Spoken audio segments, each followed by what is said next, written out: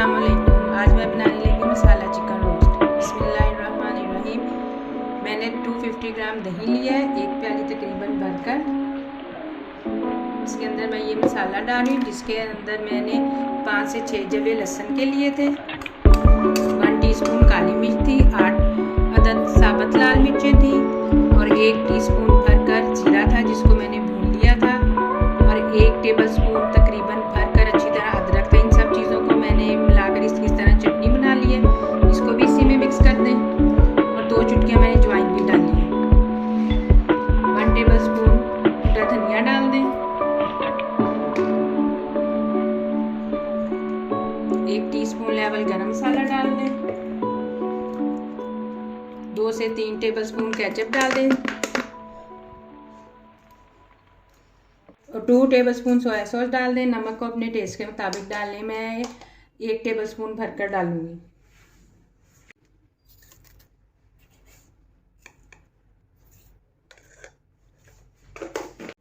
और इसमें 1 अदद नींबू का रस डाल दें। मैंने 1 अदद इसलिए लिया है क्योंकि नींबू काफ़ी बड़ा और इसमें काफ़ी रस है। तकरीबन 2 टेबलस्पून तक आप डाल लें।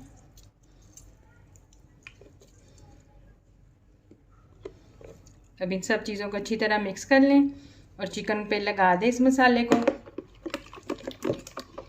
और तकरीबन इसको आप ओवरनाइट भी मैरिनेट होने के लिए रख सकते हैं और 2 से 3 घंटे भी। चिकन मैंने 1 किलो लिया है और इसके आम पीस ही करवाए हैं। अगर आप चाहें, अगर आप थोड़ा बड़ा बनाने चाहते हैं तो 1 चिकन के 8 पीस करवा लें।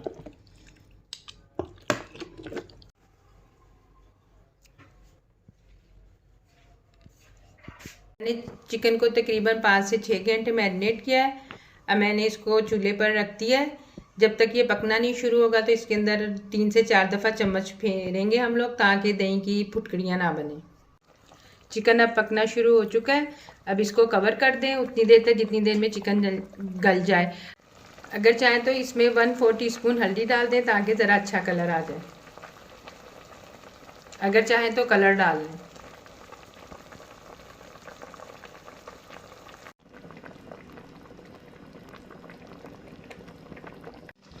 जब उसका पानी बिल्कुल खुश्क होने वाला हो तो इसमें 1/4 कप ऑयल डाल दें और 1/4 कप ही बटर डाल दें। इसको अच्छी तरह 2 चमचों के साथ मिक्स कर लें ताकि इसके ऊपर अच्छी तरह शाइन आ जाए, और इसका मसाला बिल्कुल खुश्क कर लें ताकि अच्छी तरह चिकन पर लग जाए।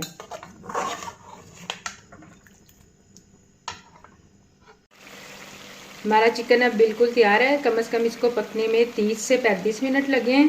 अगर आपको इसका ऑयल ज़्यादा लगे तो आप इसको सर्व करते वक्त निकाल दें बिल्कुल।